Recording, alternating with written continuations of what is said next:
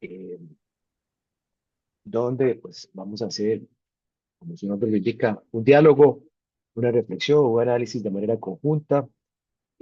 Esta noche pues contamos con la agradable presencia de Paul Sayat, colega argentino, especialista en educación popular, derechos humanos, quien ha trabajado también en la Municipalidad de Córdoba, en el Instituto de Lenguas y Culturas Aborígenes y en la Universidad Católica de Córdoba, que nos va a traer desde su experiencia y práctica educativa, pues esa reflexión alrededor de un tema que esta noche hemos titulado Gestión, Interculturalidad y Diversidades. Para todas y para todos, una bienvenida. Y vamos a trabajar por bloques. Vamos, para contarles un poco la dinámica, vamos a trabajar con algunos bloques, con algunas preguntas sobre las cuales Paul va a hacer reflexión. Y vamos a pedirles que vayan colocando sus preguntas en el chat. Vayan generando sus preguntas en el chat para después hacer un barrido y hacer ese diálogo, ese intercambio. También vamos a habilitar en algunos, al final, si alguna persona quiere pues, hacer alguna pregunta, lo vamos a generar. Y también pues contamos con la presencia de la profesora Ingrid Monge Rodríguez, encargada de la Cátedra de Gestión Curricular, a quien agradecemos pues, que estaba organizando detrás de todo este proceso. ¿Quién va a dar el saludo y bienvenida? Ingrid, adelante. Hola, muy Hola, muy buenas tardes. bien.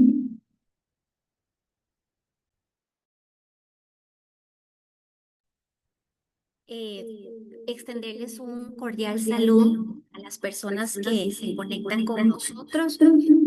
Realmente Eh, han sido días de mucho aprendizaje, ¿verdad? Con la visita de Paul aquí por la universidad y claramente veíamos la gran oportunidad de poder abordar pues el tema que hoy nos ocupa, gestión, interculturalidad y diversidades. Estoy segura que este diálogo y esta apuesta va a ser de mucha utilidad para todos y para todas, y más bien la invitación es precisamente a tomarse el tiempo, ¿verdad?, de escuchar de manera activa y poder entonces empezar a captar todos esos aprendizajes que nos tienen hoy por acá.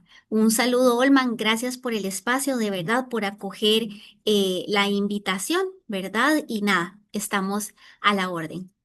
Muchas gracias, Ingrid. Y este espacio de la Escuela de Ciencias de la Educación, la Cátedra de Gestión Curricular y, por supuesto, la carrera de Administración Educativa para generar un diálogo crítico y una reflexión crítica, hacernos preguntas más que respuestas, es cuestionar nuestra realidad, nuestra inmensa realidad y diversa realidad. Contarles que al final entonces volvemos a repasar la dinámica, vamos a escuchar a Paul con las preguntas, vamos a tratar de hacer un diálogo fluido alrededor de las preguntas y ustedes hacen sus comentarios al final. Y al final pues contamos también con la presencia de Flor Arteaga, profesora de la carrera, quien va a hacer pues un resumen de los aportes de este diálogo que vamos a tener esta noche. Entonces, sin más preámbulo, vamos a iniciar con el primer bloque de preguntas, Paul, y lo que nos interesaría, vamos a pasarlo por acá, quizás desde una perspectiva muy conceptual, pero que también nos ubiquemos, ¿verdad?, en esa discusión. ¿Qué entendemos hoy por interculturalidad? Y desde tu experiencia, Paul, ¿cómo se ha visto, qué se entiende y cómo se aplica la interculturalidad, tanto en los espacios educativos, comunitarios o incluso estatales, ¿verdad? Porque hay discursos que han sido construidos ahí. Y podemos pensar que hay tensión entre el concepto de interculturalidad con respecto a la multiculturalidad y la inclusión, ¿verdad? Hay una tensión en relación a estos dos aspectos. Entonces, ese es el primer bloque para empezar el diálogo esta noche. Paul, te escuchamos.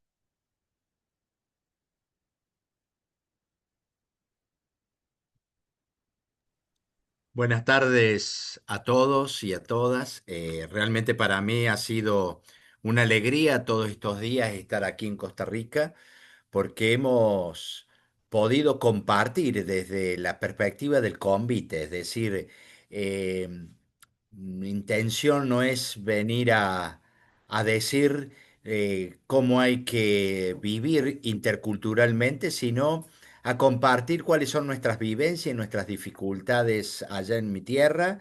Y bueno, y en estos días he escuchado cómo intentan desde esta tierra y así intercambiar, ¿no? Eh, algo que debemos decir categóricamente es que no hay escuelas interculturales, porque no hay una sociedad intercultural.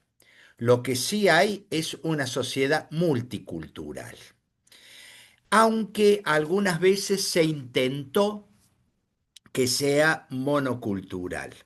Precisamente sectores de poder, ¿no? Sectores de poder económicos, sectores de poder culturales, religiosos, sectores que sin duda se han considerado superiores a otros, etnias y países que se han considerado superiores a otros, han tratado de instalar su modo de pensar, su modo de vivir, su modo de valorizar, su modo de priorizar, han tratado de instalarlo como una generalidad. Y es más, si bien la diversidad continuó estando, se empezó a solapar, se empezó a disimular, se empezó a tapar, ¿no? De tal forma que empezamos hasta en Argentina empezar a hablar del crisol de razas. El crisol de razas el crisol es un lugar donde se mezcla el originario de aquí, el que viene de Europa, el que viene de otros países, tratando de hacer una unidad. Y se puso tanto énfasis en la unidad que cuando hablamos de la diversidad decimos, y bueno, habrá que aguantar, somos distintos, ¿no?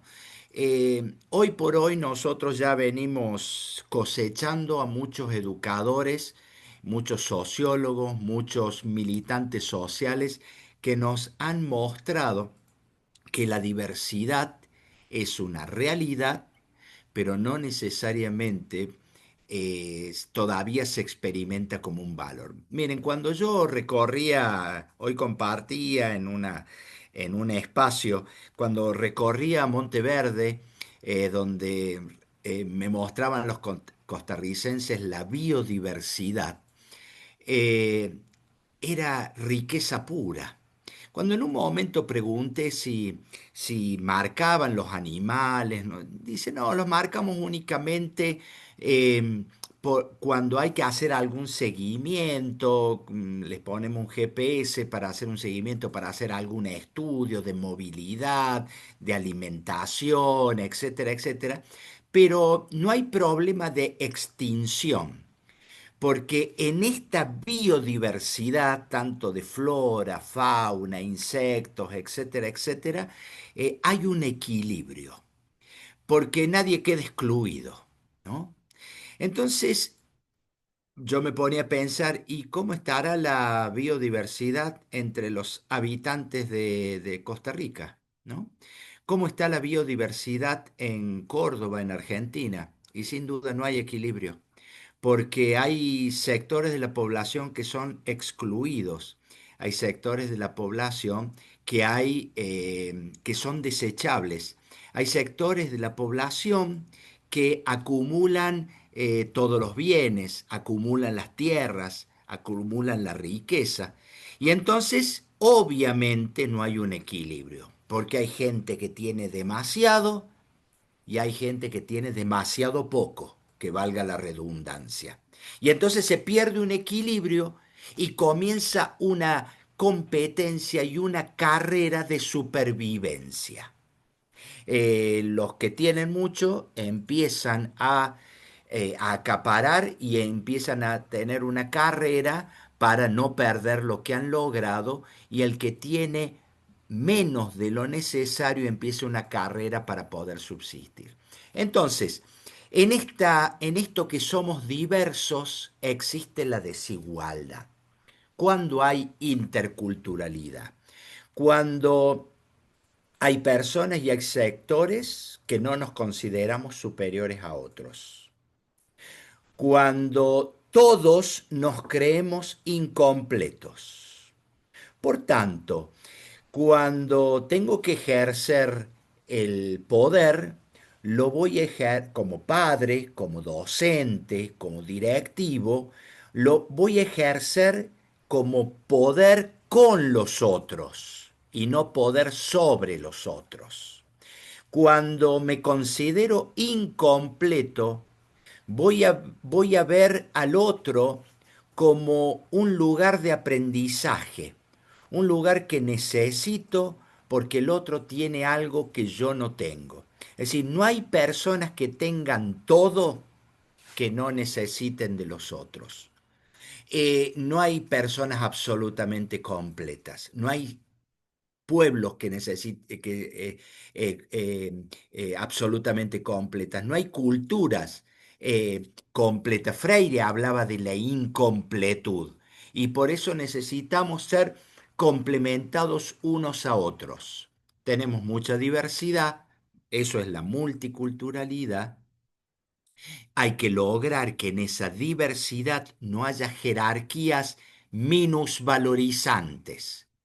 No hay que ir rompiendo la superioridad para que en ese nivel de diversidad haya una igualdad de dignidad. Y ahí es favorable y podemos intercambiar. Si yo me considero superior a otro, es imposible aprender de ese otro. Gracias, Paul. En este primer elemento, ya muchísimos aspectos a reflexionar, a discutir. Y yo creo que abordas una cosa que hay que deconstruir todo ese imaginario social, educativo, de la cultura oficial que se ha impuesto en América Latina, que América Latina pues es sinónimo de diversidad, de contrastes, pero el discurso político e histórico pues ha hecho, ya lo señalabas, un enfoque monocultural en la manera de entendernos. Y hay que hacer esa apuesta hacia la igualdad y el reconocimiento de todas y todos sin exclusión. Ahí teníamos esa primera pregunta en respecto a lo que le planteábamos a Paul. Vamos con la segunda pregunta que nos interesa que Paul esta noche nos reflexione. En un momento, ya la estamos compartiendo. La segunda pregunta que nos interesa, Paul, tiene que ver un poco con la política pública. Aquí podemos hablar de una tierra muy árida y muy compleja. Pero ¿cuáles decisiones estratégicas debería tomar el Estado para incorporar realmente una perspectiva intercultural como un eje transformador y sobre todo pensando en la práctica educativa? Y no pensemos en la práctica educativa solo la formal, sino la no formal, en todos los espacios de interacción. Y cómo se vinculan estas relaciones, que creo que ya lo has tocado, estas decisiones con los temas de poder, las estructuras históricas, porque hablar de interculturalidad es tocar la cultura oficial y la cultura dominante. Y actualmente creo que es importante que lo veamos desde la experiencia que se está teniendo en Argentina, pero también la experiencia latinoamericana, qué retrocesos se están dando, ¿verdad? Porque ese giro conservador es un giro de no reconocer desde un enfoque de igualdad, ¿verdad? Sino que más bien excluir a ciertos sectores. Por ejemplo, el tema migrante, ¿verdad? Que lo estamos viendo muchísimo en América Latina y sobre todo con la crisis económica que vive en nuestros países, hay políticas públicas que contradicen eso, ¿verdad? ¿Qué reflexión podemos hacer desde acá? Pues, Me gustaría compartirles como algunas prácticas escolares que he vivenciado y desde ahí hacer la teoría, ¿no? Hay un barrio allá en Córdoba que se llama Nuestro Hogar 3, en donde es impresionante la cantidad de hermanos bolivianos que hay en ese barrio, algunos que hablan su lengua originaria, el quechua o el aymara. Es impresionante en ese barrio la cantidad de hermanos paraguayos que hay y perdón, y hablan el guaraní, que es su lengua originaria. Es impresionante en ese barrio la cantidad de hermanos peruanos, ¿no es cierto?, que hay en ese barrio y que también hablan sus lenguas originarias.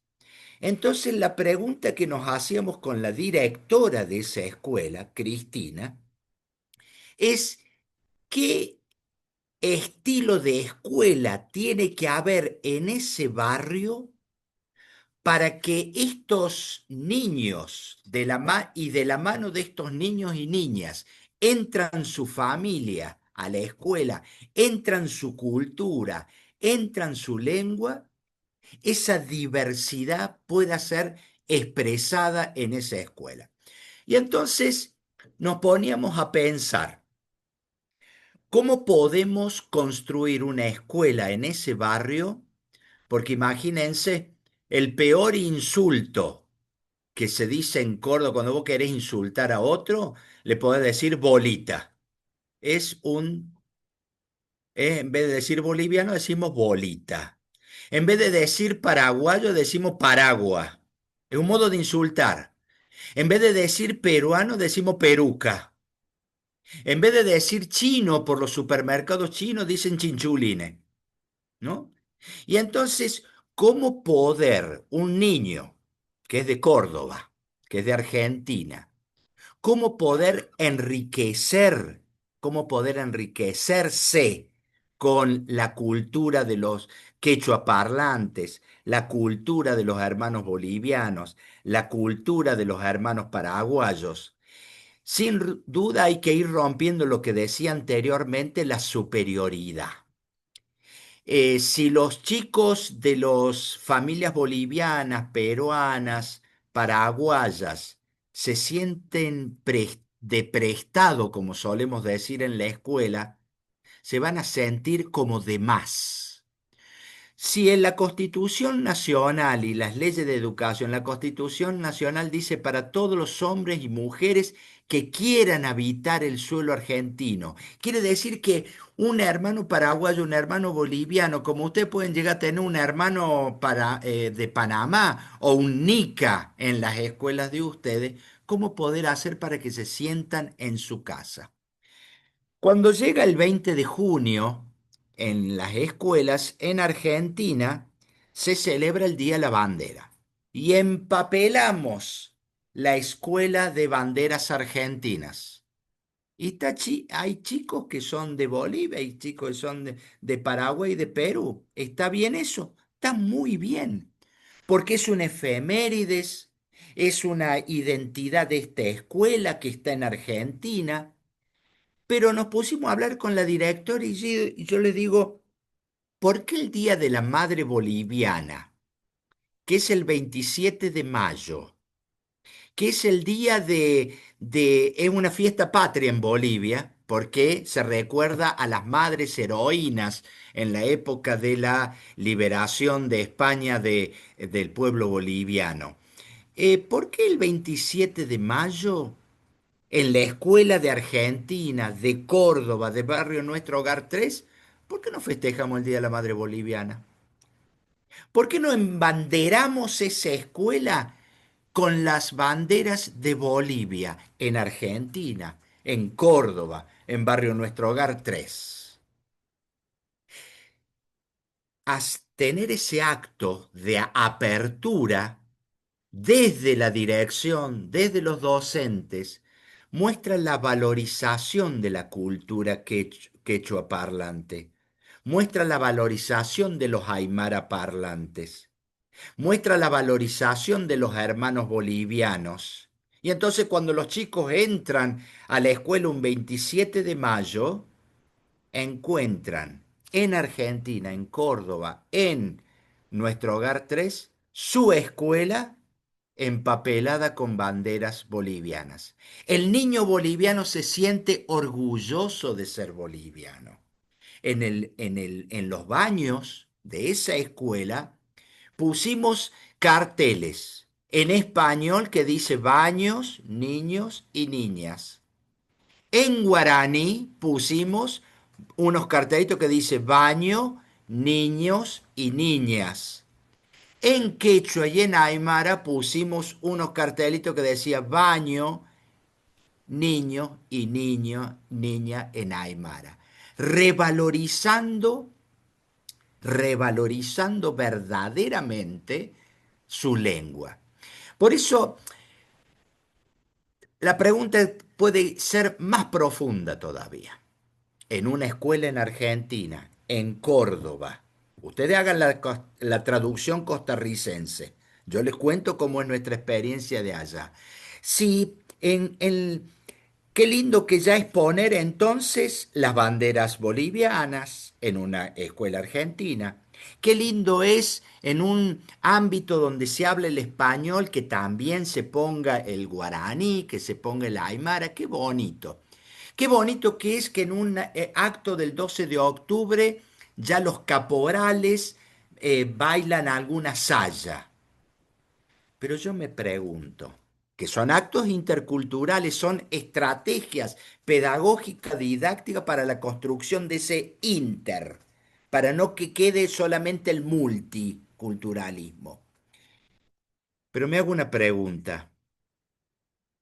¿Los que hablan quechua parlante pueden decidir también adentro de la escuela?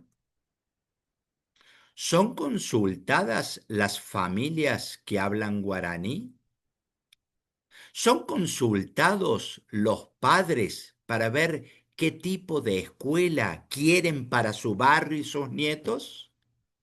Y entonces es ahí donde yo siempre digo que la interculturalidad hay que llegar hasta donde duele. ¿Cuándo duele la interculturalidad y por lo tanto cuesta mucho? Cuando llegamos a las decisiones, es decir, al poder.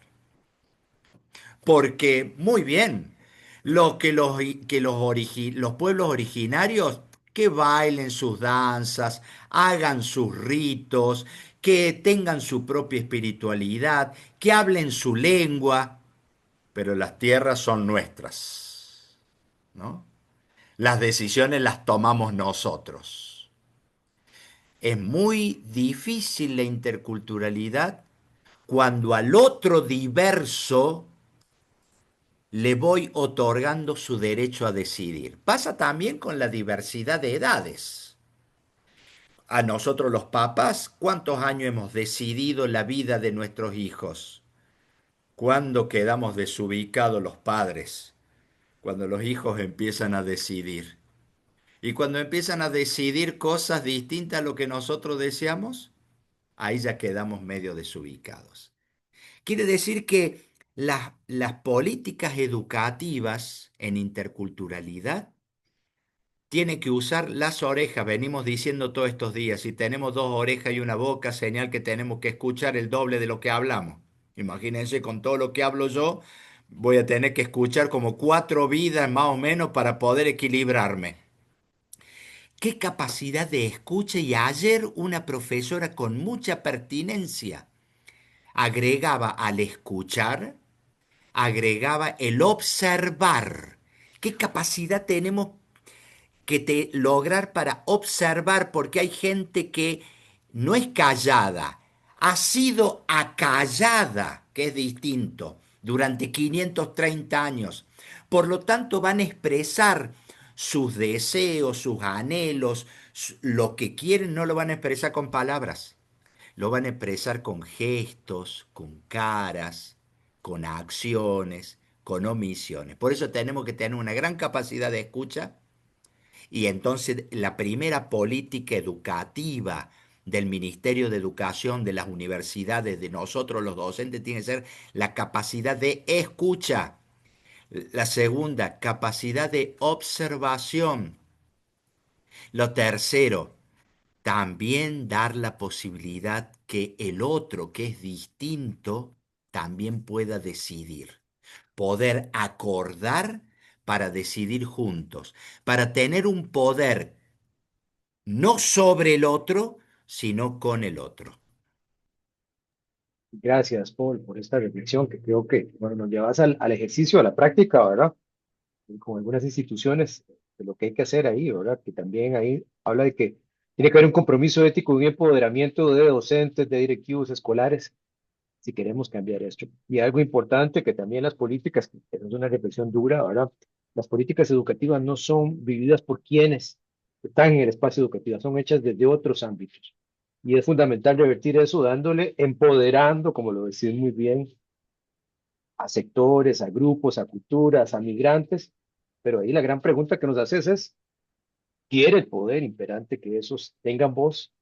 Porque sería cuestionar el orden también. Hay un llamado crítico también para que nosotros desde el papel que se hace desde las universidades, desde las mismas instituciones educativas en cualquier nivel, en el Ministerio de Educación Pública, también cuestionemos. No solo aceptar la política educativa, sino también es una política dialogada, democrática. Bueno, eso es una demanda histórica en América Latina. La siguiente pregunta pues, tiene que ver mucho con el ejercicio ya propiamente. Yo creo que has tocado un poco esto, ¿Qué actitudes o capacidades consideras que son primordiales, que lo venís señalando? Ocupamos sujetos críticos, eh, reflexivos, que cuestionen, acabas de decir, que escuchen, que observen, que dialoguen, pero esos docentes y esos directivos, ¿qué tienen que tener? ¿Qué capacidades, de tu experiencia, has visto que se ha logrado generar?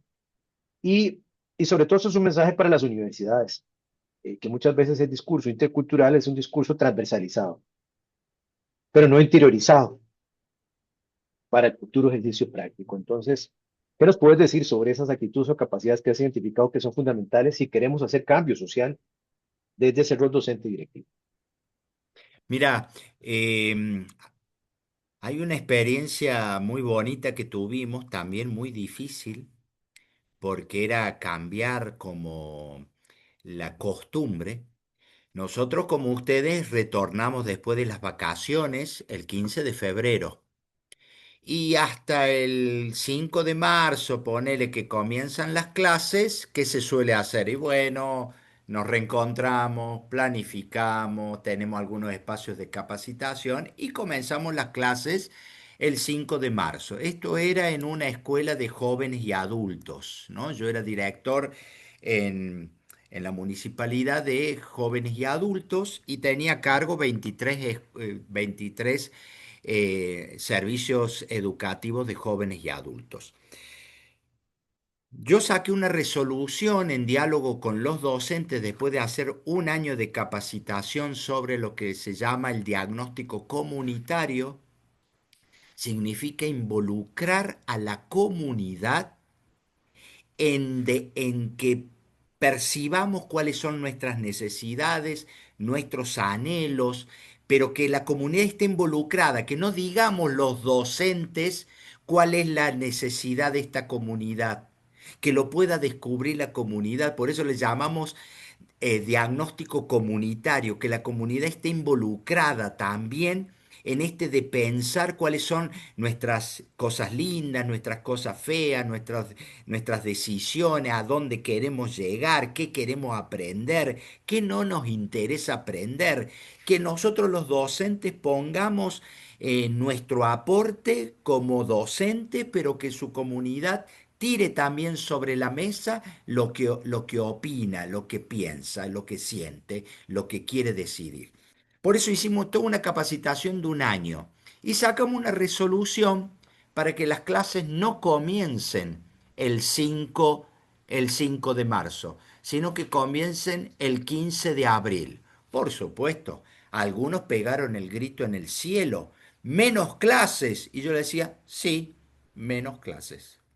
¿Qué? Para que la gente vaya después, lo que usted tiene el cafecito, nosotros tenemos el mate. ¿Qué? Para que los docentes vayan a tomar mate con la gente a sus casas. Sí. Por lo tanto, del 5 de marzo al 15 de abril, los docentes se dedicaban a recorrer las casas de la gente. Como me contaban recién, unos docentes y unos facilitadores y unos tutores que van a las casas de los alumnos. ¿A qué? A hablar, a dialogar, a escuchar, a percibir, a observar, a registrar. ¿Y por qué en las casas? Si eso lo podemos hacer en la escuela. No, no, no, no, no, no. ¿Vieron como en el fútbol? Una cosa es jugar de visitante y otra cosa es jugar de local. El papá, la mamá, los niños, los jóvenes, cuando están en la escuela, juegan siempre de visitante. En cambio, cuando están en sus casas, juegan de local. Están en su territorio, en el lugar donde han amado, en el lugar donde han nacido, en el lugar donde discuten, en el lugar donde comen, en el lugar donde ríen, en el lugar donde aprendieron su lengua materna, el lugar donde sueñan, el lugar donde tienen dificultades y piensan qué van a hacer para poder comer y llegar comidos a fin de mes. Ese es su lugar, su territorio. Y cuando vos estás en tu territorio y vos como docente has entrado con una gran sensibilidad, con buena onda, con buen humor, con placer, con confianza de que la gente es buena, dirían la legislación. Las personas son buenas hasta que no se demuestre lo contrario. Pero hay veces, porque si no, hay veces entramos con prejuicio. Y hay veces hay que entrar con lo que se llama el juicio benigno. Son todas estas capacidades que debemos adquirir. Ir, sentarnos y escuchar, pero en donde nosotros somos de visitante. Todos esos elementos que uno juntaba, si se puede decir así, entre el 5 de marzo y el 15 de abril, el modo se puede hacer de distintos modos. Pero todo eso que vos juntás, que es la vida de la gente, te sirve para rediagramar tus clases, para priorizar tus temas, para pensar cuál énfasis vas a poner en las efemérides, el cómo vas a dar la fotosíntesis, el cómo vas a enseñar la matemática y la lengua, porque entonces los diseños curriculares, las ciencias, quedan diagramadas desde la vida de la gente.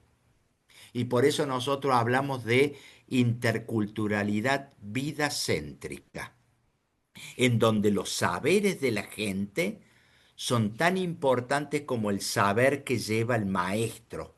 Y es ahí donde es el entramado que hay que armar en cada clase.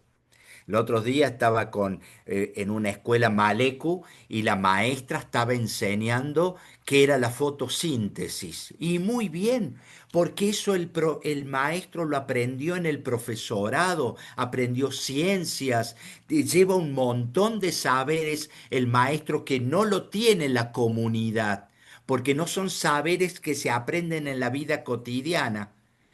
Y por eso le tiene que enseñar la fotosíntesis, pero después tiene que parar la oreja para ver cómo es la relación con la naturaleza que tiene esa comunidad. Entonces ahí hay dos saberes importantísimos, el de la fotosíntesis y la relación respetuosa con la naturaleza. Gracias, Paul, porque yo creo que nos estás llevando a un tema que es fundamental, es posicionar a las comunidades. Y aquí tenemos un dilema, ¿verdad? Creo que en toda nuestra América, ¿verdad? La comunidad va al centro educativo, no el centro educativo es parte de la comunidad y se nutre de ese saber. Y ahí tiene que haber una ruptura con ese currículum oficial. Y ojo las estrategias que nos planteas, ¿verdad? Un director que hace diagnóstico, pero no un diagnóstico para cumplir un plan, sino un diagnóstico para darle sentido a lo que se hace en el centro educativo. Y lo que hacen las y los docentes deben de dialogar, entender los problemas, que muchas veces acá en nuestro país se hace en función de resolver los problemas. Se va a buscar cuando ya hay una dificultad, no para entender la realidad y las necesidades de esa comunidad. Y vamos a una última pregunta, Paul, que puede sonar un poco más compleja, ¿verdad? Pero, ¿qué caminos y qué estrategias podemos implementar para caminar, transitar hacia una implementación de la interculturalidad más efectiva, eh, que nos permita esa transformación, esa inclusión, ese reconocimiento de las diversidades y, por supuesto, apostar a una sociedad más igualitaria? ¿Qué recomendaciones y qué perspectiva nos podrías dar de ti? Comenzaría por algo que dice Freire cuando habla del amor pedagógico, la amorosidad. Y la amorosidad está muy relacionada con la esperanza en la humanidad, ¿no? Cuando estamos viendo un mundo tan complicado, con tanta guerra, ahora estamos casi a las puertas o de otro modo en una tercera guerra mundial, ¿no? Con misiles en centros nucleares, pareciera como que nos da la pauta de que no hay que creer en el ser humano, ¿no? Y nosotros los docentes tenemos que ser unos apasionados en creer en el ser humano, en creer en el ser humano. Por más que una vez y otra vez y otra vez nos manifestemos como seres no creíbles, tenemos que ser realmente unos devotos, no me refiero a religión, pero digamos convencidos de que el ser humano tiene un bagaje y una gran posibilidad de hacer el bien. Porque entonces eso, desde el vamos, va a facilitar el vínculo. Y la educación es vínculo. La educación es vínculo. Si no partimos de la amorosidad, nuestro trabajo no va a ser placentero. Hoy hablando con Flor, eh, charlábamos también de la necesidad. Vieron cómo hasta allá también en Córdoba, en Argentina, estamos trabajando mucho el tema de salud ocupacional o salud profesional o salud mental, ¿no? ¿Por qué? Porque el ser docente significa la vincularidad, ¿no? La vincularidad con otros y con otras. Y somos difíciles, porque así como digo, tenemos que tener confianza en el ser humano, en mí y en el otro, también hay que descubrir que, y hay que visualizar, más que descubrir, visualizar que la vincularidad, armar vínculo, que es la esencia de la educación. La esencia no es la didáctica. La esencia no es el recurso didáctico. La esencia no son los contenidos. La esencia del hecho educativo es la vincularidad. Por eso es tan difícil ser educador, o mejor dicho, lo bonito que es ser educador. Vos te das cuenta que cuando yo tengo este teléfono y mi tarea es vender teléfonos, yo te vendo este teléfono. Vos me das, no sé cuánto sale un teléfono acá en Costa Rica, pero ponele que salga 500.000 colones, estoy diciendo tal vez una macana, pero digo, yo te doy el teléfono, vos me das los 500.000 colones, vos perdiste los 500.000 colones porque me los tuviste que dar, y yo te di el teléfono, perdí el teléfono. En el, en el hecho comercial, vos me das y yo te doy, yo pierdo y gano y vos perdés y ganas. En la educación, como es un hecho de amorosidad y no es un hecho comercial, nadie pierde, siempre se gana. Y es más, se expande. Cuando yo a vos te regalo un saber, yo no pierdo ese saber, sino que se expande, porque ya mi saber está en tu vida. Y a su vez vos, Olman, se lo compartís a tus hijos. Ya mi saber pasó por tu hijo y se por vos y se expandió a tus hijos. Quiere decir que cuando vos me enseñás a mí, vos no perdés el saber, sino que el saber ese se expande en mi vida y de mi vida a mis hijos y a mis amigos y el saber se va como engrandeciendo. Eso nos ayuda a vislumbrar que nosotros tenemos una tarea hermosa, que cuando entra los egos, destruimos el hecho educativo. Cuando entra la competencia de quién sabe más o quién tiene más jerarquía, se rompe el hecho educativo.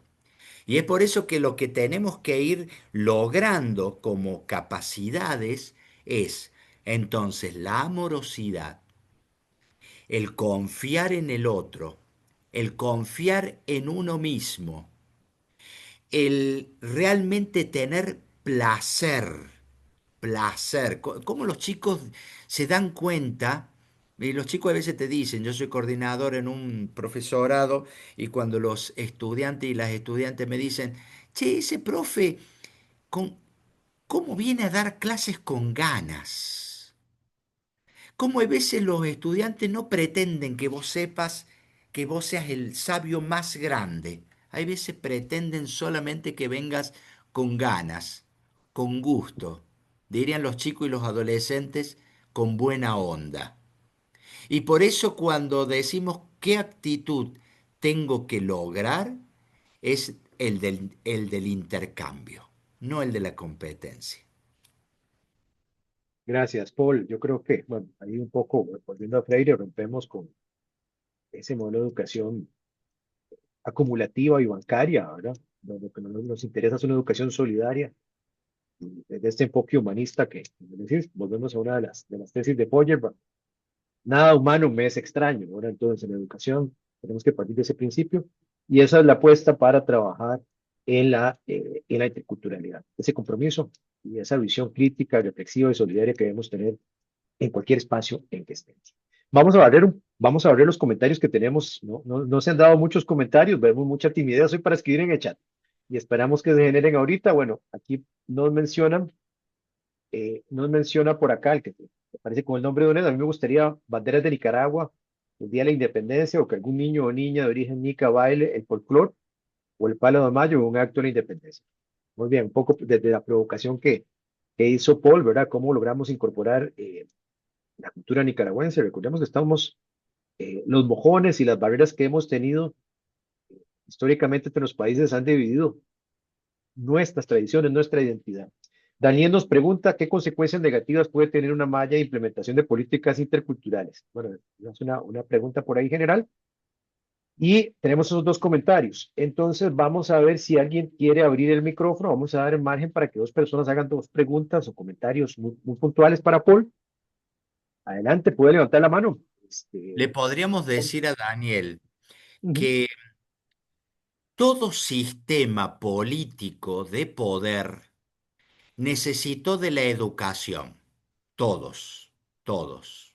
Eh, eh, Cuando hay un poderoso, necesita convencer que yo poderoso estoy en la verdad y en lo justo. Por lo tanto, Hitler, Hitler para matar más de 6 millones de personas en los campos de concentración, también necesitó la educación, que ellos le llamaron propaganda, ¿no? El Imperio Romano para difundir que el César romano era un dios que estaba al frente del Imperio Romano, que tocaba todos los bordes del Mediterráneo hace 2000 años, también necesitó educar. La educación en nuestros países de América tuvieron el perfil no intercultural, no del respeto a las diversidades, sino el de adaptar.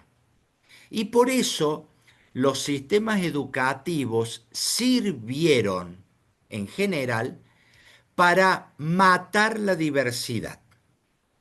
Para enseñar una lengua e imponer una lengua, hay que matar las lenguas originarias. Para meter el individualismo el individualismo y la competencia, hay que matar la solidaridad, hay que matar la conciencia comunitaria. Para meter el mercado que produce, que valga la redundancia, que produce productos que necesita que vos los compres, ¿qué te va a crear? Necesidades. Y entonces, ¿con qué te va a crear necesidades? Muchas veces hasta con la educación. Por eso, una política intercultural mal implementada es, por ejemplo, la, lo que le llamaron en educación el multiculturalismo. Bueno, che, somos diversos, pero vos allá y yo acá, sin un intercambio. Sí, somos distintos, pero hay sectores, hay países, hay culturas superiores a otras. Cuando hablamos de inclusión, fíjense, es una palabra muy peligrosa la de inclusión, porque el Imperio Romano aceptaba a los pueblos que se incluían en el poder del César. Hitler aceptó muchas culturas, excepto la cultura que no se incluía en su proyecto político de la raza aria. Muchas veces hay sectores religiosos que si vos no te incluís, quedás por fuera. Entonces, ojo con la palabra inclusión, ¿no? Porque yo te puedo incluir a mi proyecto, Entonces nosotros solo creemos en la inclusión multidireccional. Yo me incluyo en tu vida, vos te incluís en la mía y armamos un proyecto en común. Pero eso es la interculturalidad, no es la inclusión. No, interesante por eso que tocas. Si nosotros tomamos nuestro país y tomamos el Caribe Sur y la zona de Talamanca, allá tenemos a la población afrodescendiente en el Caribe y en el sur, excluida de la zona donde hay oportunidades de empleo y mejores condiciones. Las zonas de menor desarrollo están allá. Pero hablamos de un modelo intercultural, pero hay una contradicción fuerte, ¿verdad? Porque hasta geográficamente seguimos todavía excluyendo estos sectores. Tenemos otro comentario por acá. Bueno, Daniel agradece y por acá Laura Reina nos comenta, Paul, como docente se ve muy cansado no por implementar los planes curriculares, sino por las extracurriculares. Obviamente hay una estrategia del sistema de agotarte con la burocracia de información, lo vivimos en todos los niveles, incluidas las universidades también. Eh, pero sí funciona motivar al estudiante y al docente en creer en esto que nos has dado hoy, por también esta perspectiva de que hay que tener ese compromiso y la posibilidad del cambio.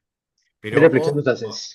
ojo, Olman, me gustaría a Laura que nos hace ese comentario porque desde hace 2 meses me vengo entrevistando virtualmente con gente de Costa Rica antes de venir acá y estando acá, muchos se quejan de la sobrecarga, ¿no? De trabajo. Y más allá hasta del sueldo, que si hay sobrecarga de trabajo, tiene que haber buen sueldo.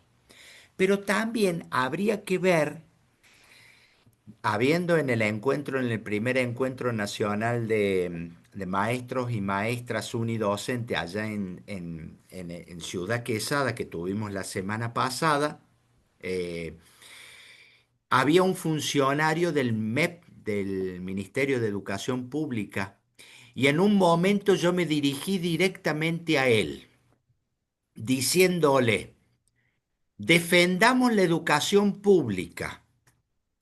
Porque hoy charlando sobre educación con compañeros y habitantes indígenas, veía cómo había docentes, tutores que se metían en el medio de la selva y caminaban 5, 6 horas para llegar a donde estaban los alumnos. Eso el mercado no lo hace. Solamente lo puede hacer el Estado con visión de la educación como un derecho público. Y no se puede hacer educación sin plata y sin billetera. Por lo tanto, si ustedes tienen un 8% por ley del Producto Bruto Interno y en el 2024 ejecutaron el 4,92%, se tienen que organizar como docentes, como educadores, para reclamar ese otro porcentaje no ejecutado. Y entonces, si ese porcentaje se ejecuta para educación, tal vez no te vas a tener que dedicar a la infraestructura de tu escuela para que no se llueva, sino que el Estado se haga cargo de arreglarte la escuela, de tal forma que vos te puedas dedicar solo a lo pedagógico. Gracias, Paul. Y esto es un tema, esto que toca Laura Reina. Ahora, la OEI tiene un estudio en el cual traza la queja común. Vamos a poner la palabra queja ahora, pero la demanda común de todas las educadoras, educadores y directivos escolares en América Latina es el excesivo trabajo administrativo. Entonces, hay también un diseño de las estructuras de los sistemas educativos de saturar para no garantizar efectivamente el propósito de la educación, que no toca a Paul como derecho. Y muchos de los países del club de la OCDE, vamos a ponerlo así, de los países ricos, ¿verdad? En los cuales está este país, pues los salarios, somos parte de la OCDE, nos exigen un montón de cosas, pero los salarios y las jornadas de trabajo y las horas son inferiores a otros países cuyos sistemas educativos, si se quiere, vamos a ponerlo entre comillas, tienen resultados o indicadores más positivos a nivel internacional. Entonces, hay una contradicción y este llamado también es a exigir el cumplimiento de esos derechos porque sin una base material no se puede generar solo con voluntades. el éxito. Y esto que toca Paul es interesante, ¿verdad? En las comunidades indígenas hay docentes que caminan, los docentes de lengua itinerante, caminan hasta 3 o 4 horas entre escuela y escuela, con condiciones de atraso en el salario, nombramientos, etcétera, ¿verdad? El sistema no le interesa, pero el docente sigue cumpliendo esa misión de garantizar el derecho a la educación. Ahí hay un llamado importante. Sí, Vamos a ver si hay alguna persona. ahí Laura dice, ¿cómo hago para tener una vida familiar? Y lógico, hay veces tener una demanda de trabajo que va a decir, ¿en qué momento me enamoro? ¿En Ujú, qué momento puedo estar con mi amada y mi amado? ¿En qué ajá, momento puedo jugar con mis hijos? Y obviamente entonces va a tener que ser para ser docente, tal vez va a tener que ser un dedicado full time, un dedicado el 100% de sus días. Y no, y eso, que el que quiera hacerlo, lo haga y es legítimo. Aquel que se quiera dedicar al 100% que lo haga, pero por decisión propia, no porque viene una demanda. Entonces se aprovechan a veces de tu vocación. A veces hay un exceso de uso de la palabra vocación. Ah, total, el profe Olman lo hace, ¿no es cierto? Y dale, y todo sobre el lomo del profe Olman, ¿no? El papeleo. ¿Es un papeleo necesariamente es necesario para mejorar las políticas educativas o es un papeleo para engrosar la burocracia? Eso las áreas centrales ministeriales se tienen que poner a pensar eso. Los papeles que pedimos, ¿para quién son? ¿Para beneficio de los estudiantes y de las comunidades o para otros fines? ujú. Por ahí tal vez vamos a cerrar con esta pregunta, Paul, antes de ir al cierre ya la valoración y las reflexiones finales de este intercambio con Flor. Daniel nos vuelve a preguntar, que creo que es un tema que habías tocado, ¿verdad? La celebración de fechas simbólicas, mientras que todo el resto del año se mantienen indiferentes. Bueno, el Día del Aborigen, el Día de la Cultura Afrodescendiente.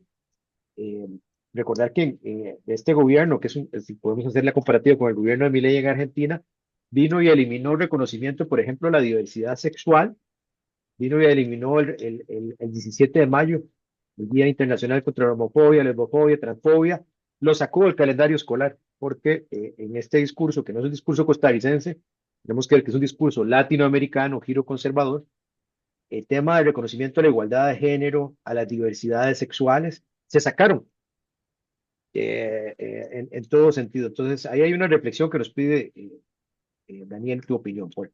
Sí,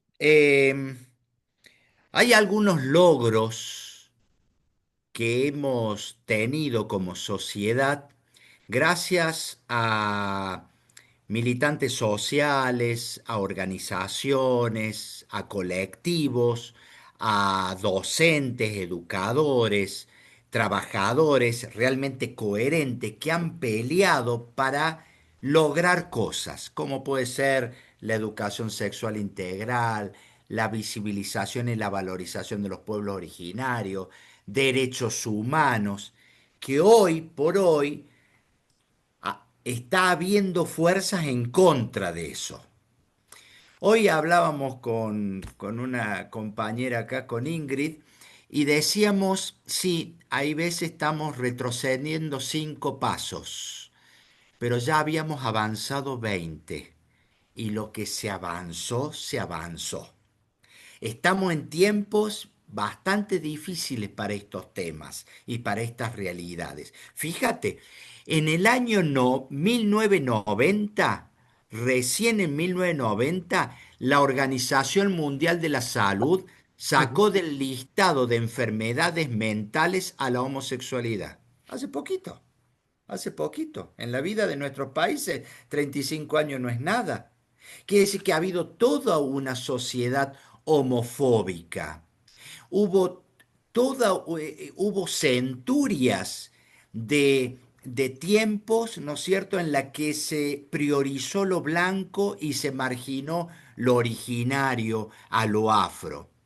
Por lo tanto, lo que dice el compañero, es importante tener celebraciones dentro de de las escuelas, sí, porque son como los momentos privilegiados, momentos especiales, como puede ser vos cuando cumple años tu mamá, vas y la visitas. Es un día especial. cuando el día del aniversario que te has enamorado de tu amada, vas y le llevas algún gesto de cariño, ¿sí?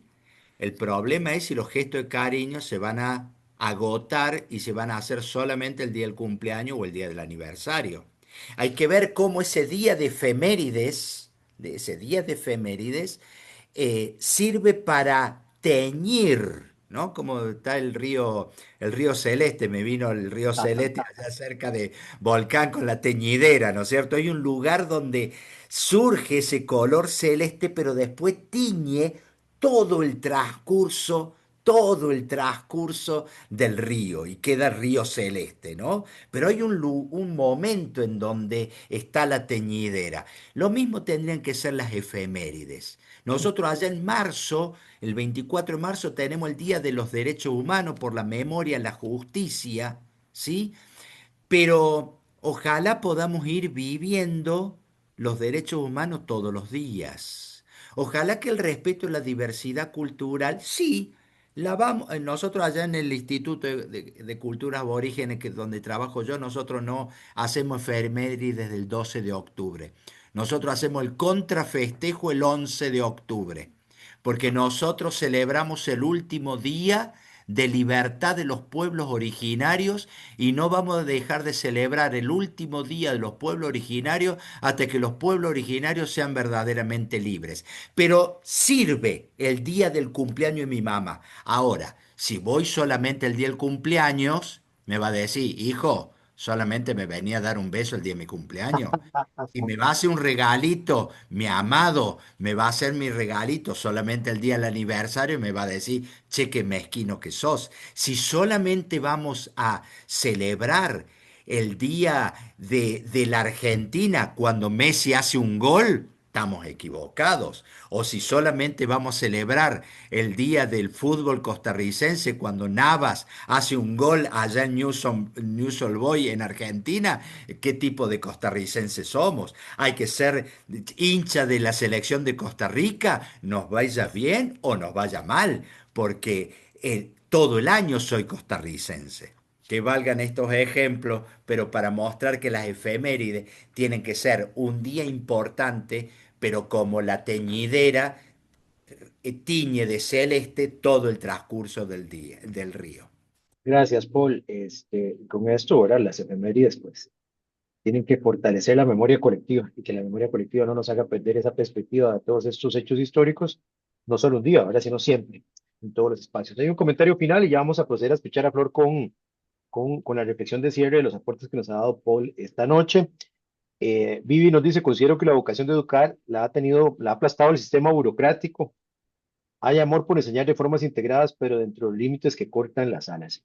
Evidentemente, las jornadas de trabajo saturadas, los docentes, que sabemos que en nuestro país para completar lecciones tienen que estar en varias instituciones, los nombramientos tardíos, el atraso con los salarios, los grupos grandes, 40 estudiantes, 30 estudiantes, son cosas con las que tiene que navegar, que yo nos señalaba Paul, hay que revertirlo eso con un compromiso hecho y con un compromiso político también, ¿verdad? Exigiendo esas condiciones. Vamos a escuchar el balance de Flor, Flor, tus aportes, lo que nos ha aportado esta noche Paul, y haríamos un cierre y una despedida por parte de Paul y de Ingrid. Muchísimas gracias, Olman, por abrirme el espacio. A Paul, muchísimas gracias. Siempre, bueno, ha sido todo el día un placer compartir espacios y escucharle, así que más bien le escuchaba y pensaba en lo que habíamos conversado por la mañana. Y bueno, en realidad Paul nos hace un llamado a la autorreflexión y un ejercicio autocrítico, ¿verdad? Muchas veces pensar, decir, ay, ¿qué podemos hacer para fomentar la interculturalidad del aula? Pero tenemos que empezar a preguntarnos cómo nosotros nos posicionamos en este tema y cómo lo estamos viviendo. Él nos dice, es que no hay escuelas interculturales porque no hay sociedades interculturales. Y nosotros y cada uno de nosotros formamos parte de la sociedad.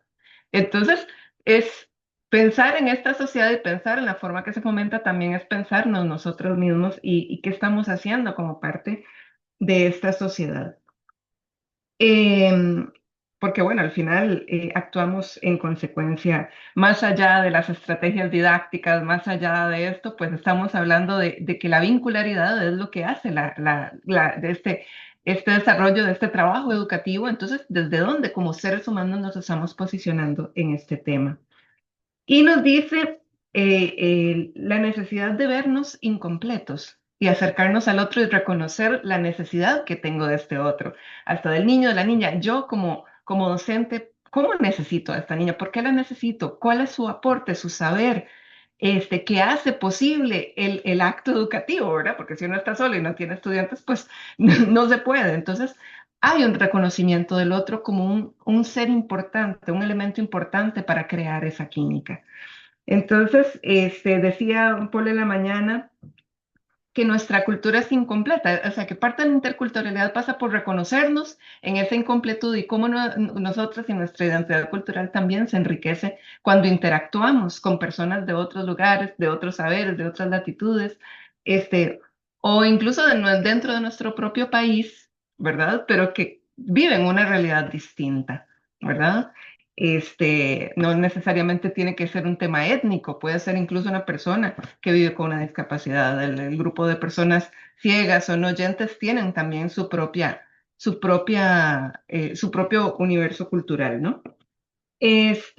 Nos habla también en este ejercicio sobre las competencias o aquellas habilidades deseables para poder crear esta química, este desarrollo intercultural. Nos habla de observar, importante de escuchar, pero también de revalorizar, de preguntarnos cuál es el valor, el significado que tiene esto y cómo puedo hacerlo más inclusivo, cómo puedo hacerlo más representativo de las personas que estamos aquí presentes, como decía, el Día de la Independencia. ¿La independencia de quién? ¿Para quién? ¿Qué representa la independencia para la población indígena? ¿Qué representó la independencia para la población nativa? Entonces es como hacer ese ejercicio de revalorizar, de resignificar todos estos elementos que nos pueden ayudar también para lograr acercarnos y acercar a nuestros estudiantes y a nuestras instituciones un poco más a esa interculturalidad. También nos habla de la importancia del diagnóstico comunitario, ¿verdad? O sea, incluso implica esa disposición a acercarnos a la comunidad, de no quedarnos encerrados en la universidad, encerrados en el aula, sino de acercarnos y poder construir esa meta y esa visión en colectivo con las personas. Y eso implica que estas otras personas también participen y tomen decisiones. Y en la medida en que toman decisiones también se reconoce su valor como sujeto sintiente, pensante, y en ese lugar de tener algo que aportar en la construcción de esta convivencia. Entonces, al final, en esta conversación, Paul nos deja en realidad una tarea, nos está proponiendo, nos está planteando una tarea, y que es no solamente el reflexionar y repensarnos, sino reconocer que formamos o que lo ideal es que formemos para la transformación. O sea, que las personas, incluso aquellas que están siendo silenciadas o que están silenciados, reconozcan que tienen voz y que esos espacios educativos se creen en lugares también para abrir estas otras posibilidades de comunicación y de expresión para los diferentes grupos y seres humanos representados. Nos habla de creer en el ser humano, de no perder la fe, por decirlo así, porque al final, cuando nos dicen, no, yo creo en vos, también me hace esforzarme porque eso sea posible. Entonces, en realidad, es parte de un elemento fundamental en la construcción de ese vínculo que nos lleva a la labor y al hecho educativo. Por último, cerramos, al final decimos, bueno, es que el ministerio y las políticas educativas no facilitan esto, de esto que estamos hablando. Pero entonces, eso, o sea, en realidad sí hay una contradicción, pero precisamente el ejercicio del pensamiento crítico tiene acá un valor importante, porque es lo que nos permite reflexionar sobre dónde estamos, qué es lo que está pasando allí y, y pensar qué podemos hacer para transformar digamos, esas situaciones en las que nos encontramos en el ámbito educativo. Y por último, esta idea de que el sistema nos limita, ¿verdad? O sea, es una realidad. el sistema y hay políticas que existen que en realidad hacen esto difícil y lo vemos en los comentarios, decir, uy, es que es tan difícil y tengo tan poco tiempo. Pero es importante, y esto ya lo digo yo, no, no normalizar, digamos, esas situaciones y saber que son situaciones injustas, que son situaciones que afectan el acto educativo y nosotros como docentes, y que por ende necesitan ser cambiadas. ¿Verdad? Entonces, no olvidar que las cosas de ahí son, ¿verdad? Que no es que las cosas son así que le vamos a hacer. Tal vez cueste un poco y tengamos que luchar ahí, pero saber que necesitan ser cambiadas y al igual que hacer el ejercicio crítico sobre nosotros mismos que nos permita desarrollarnos, mejorar y crecer continuamente para aportar a nuestra sociedad y a las personas pues que también tienen una expectativa de, ¿verdad? De que les podamos acompañar en este proceso. Y Gracias, dicho lo Flor. anterior, muchas gracias nuevamente a Paul por sus aportes y darnos la oportunidad de hacer estas reflexiones. Gracias, Flor, por esa buena sistematización que nos da. Es un programa de acciones, de reflexión que tenemos que mantener continuo, no solo en este espacio de intercambio esta noche, ¿verdad? Sino cómo nos vamos a cada uno de nuestros lugares de trabajo, nuestras comunidades, y lo llevamos a la práctica. Somos seres prácticos. Pasar del discurso a la transformación, eh, y de la pregunta a una posible respuesta, pero desde posicionarnos como actores en comunidad, y con una visión muy democrática, que es el mensaje de Paul, ¿verdad? Es posicionarnos, el sistema es nuestro, las políticas educativas las construimos nosotros, Mm, pero si seguimos aceptando una legitimación desde arriba, pues el cambio va a ser muy limitado. Ingrid Monge, agradecer a la Cátedra de Gestión Curricular, agradecerte, Paul. Nos separan unos cientos de miles de kilómetros, pero dirían ahí nuestra América, ¿verdad? Eh, Balcanizada, dividida, pero somos una sola con los mismos problemas, los mismos retos y las mismas oportunidades de transformar. Yo creo que desde el diálogo, desde las experiencias, hay cosas que nos dan esperanza para creer que es posible una mejor condición de vida y una sociedad más igualitaria y romper ese cerco de, dirían los fabulosos Cadillacs que hace poco estuvieron acá, ¿verdad? 5 siglos igual, ¿verdad? Eh, la Pero, explotación no ha cambiado nada, ahora no hay nada que celebrar porque todavía hay mucho por transformar. Entonces, agradecerles a todas y todos que se han mantenido y que ojalá hayan completado el formulario de evaluación, que para nosotros también es importante. Una vez que la grabación quede lista, se las vamos a compartir también a sus correos para que puedan también compartir con sus compañeros y compañeras, ojalá en sus espacios de trabajo, hacer una discusión, un diálogo entre pares, que también eso es necesario, ¿verdad? Que dialoguemos entre nosotros, y que eso es fundamental. Paul, a manera de cierre.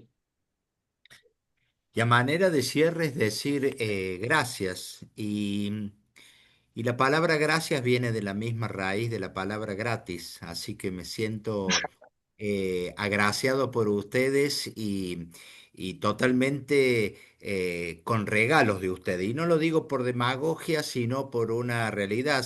Vengo siendo mimados, como le dicen acá, chineados, ¿no? Chineados. Chiñado, Voy con aprendiendo sentido. el vocabulario costarricense, ¿no? Me llevé algunos sustos con algunas palabras, como, como también ustedes se asustaron con las mías, porque yo les decía que a los mates algunas veces le ponemos yuyos. Claro, los yuyos para ustedes son los hongos del pie, no, para nosotros los yuyos aromáticos son esas hierbas. Así que ustedes también se asustaron con palabras mías.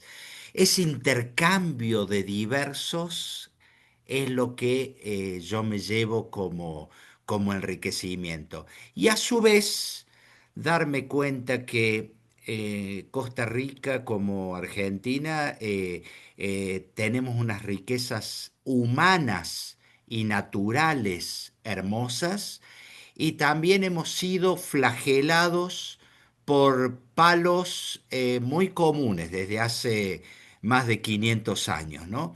Y es por eso que cuando escucho a veces relatar qué pasa en Costa Rica, yo a veces digo, ¿estará hablando de Argentina? Porque en algunas cosas no somos tan distintos, pero somos lo suficientemente distintos para enriquecernos mutuamente y somos lo suficientemente incompletos para que yo tenga que aprender de los costarricenses y también los costarricenses puedan aprender humildemente de nosotros los argentinos. Así que muchas gracias. Esta es mi última actividad como formal porque estuve 5 días para el norte, tuve en las actividades durante unos 5 días y ahora, mira, casualidad, me voy unos 4 días para el sur, hacia la Tierra de Flor, a seguir aprendiendo. Ya no va a ser en una universidad, va a ser en otra universidad de la vida, que son las ODAs, que hay mucha sabiduría cuando hablo con la gente, va a ser cuando vaya por la calle y me vean con mi mate y van a decir, este es argentino que toman esas cosas amargas y comparten la bombilla. Y yo voy a decir, de nuevo arroz y frijoles, ¿no? Ese intercambio de diversos, incompletos, pero también con muchas riquezas. Muchas gracias, Paul. Va a ser arroz y frijoles con coco, ¿verdad? En el Ah, Caribe, ¿verdad? así me han dicho. Va a Ya, ser un matiz, va a ser un ya me matiz, llevo Paul. anotado. Muchas gracias a todos y todas de parte de la Cátedra de Gestión Curricular de la carrera de Administración Educativa. Esperamos que el espacio de diálogo y reflexión les haya aportado y que nos llevemos esa chispa de seguir queriendo transformar la realidad y esa diversidad que nos presenta retos siempre. Cada espacio es una situación, cada contexto es una realidad distinta y tenemos que saberla leer, interpretar e intervenir con un compromiso siempre muy humano y muy solidario. Buenas noches a todas y todos y agradecerles su participación. Saludos cordiales. Gracias a todos y a todas.